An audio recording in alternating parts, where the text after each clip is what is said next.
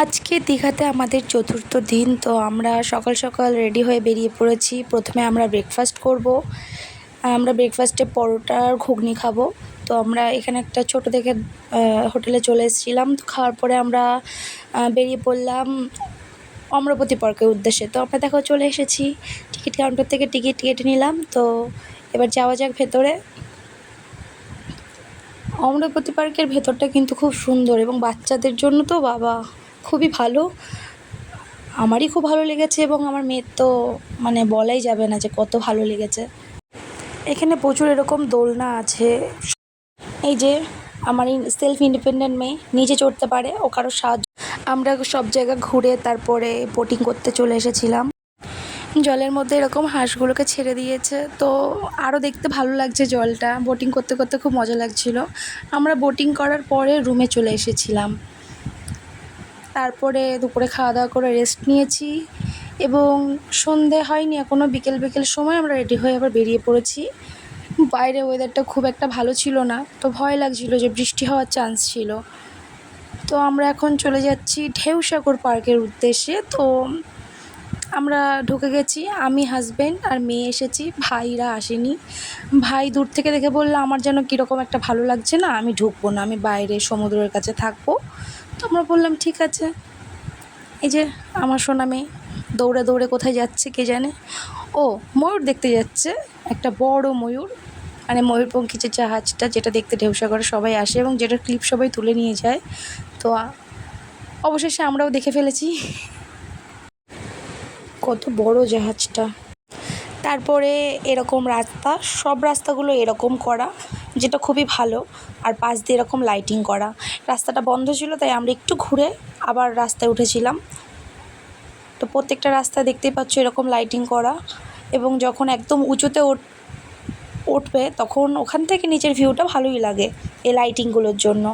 আর এরকম ছোট ছোট গাছ লাগানো, এক সাইজে কাটা, আর মাঝে মাঝে সব জায়গাতে একটা করে ফোয়ারা আছে, বাট ফোয়ারাগুলোতে জল পড়ে না, লাইটিং করা আছে, একটু বসার জায়গা আছে, কিন্তু জল ওঠে না, ফোয়ারাগুলো বন্ধ আছে।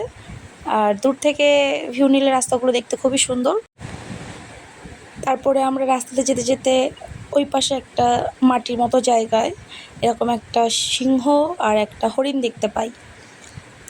দু একটা জায়গায় এরকম আছে কিন্তু ভালো করে মেনটেনেন্স করে না, তাই দু একটা পড়েও রয়েছে। তারপরে এই যে একদম উঁচু জায়গাতে আমরা চলে এসেছিলাম, সেখানেও ফোয়ারাটা বন্ধ, কিছুই নেই দেখার, সেখান থেকে শুধু এই যে লাইটিং আর নিচের দিকটা দেখতে ভালো লাগছিল। এইটাই হলো ভিউ। রাস্তাগুলো খুব সুন্দর সত্যি। এই যে নামার সময়ও কত রকমের লাইটিং। তো আর এখানে রয়েছে হলো টয় ট্রেন আছে, কিন্তু টয় ট্রেনের দিকে আমি যাইনি, বিকজ আমার মেয়ে একা চড়বে না আর আমাদের চড়ার ইচ্ছা ছিল না, তার জন্য। দেখছো কত সুন্দর স্টার স্টার দিয়ে লাইট করা। আর এই যে সেই জায়গা আই লাভ ঢেউসাগর লেখা, এখানে সবাই ফটো তুলে তুলে নিয়ে যায়, বাট আমরা এখানে ফটোই তুলিনি, শুধু একটু ভিডিও করে। ঢেউসাগর পার্ক থেকে ঘুরে আমরা নিউ বিচ মার্কেটে চলে এসেছিলাম এই কাকুর দোকানে গোলা খেতে। এই কাকু গোলাটা খুবই টেস্টি বানায়, আমাদের এখানকার মতো নয়। আমার মনে হচ্ছে ওখানকার গোলাটা বেশি টেস্টি, এবং আমরা 4 দিনই ছিলাম, 4 দিনই দুবার তিনবার করে গোলা খেয়েছি। আমরা দীঘা বিচের কাছে গিয়েও গোলা খেয়েছি, কিন্তু মার্কেটের ভেতরে এই কাকুরটার কাছে গোলাটা একটু বেশি টেস্টি। দেখো ভাইয়ের বন্ধুর জন্য হয়েছে স্ট্রবেরি, হাজব্যান্ডের জন্য হয়েছে রোজ ফ্লেভার।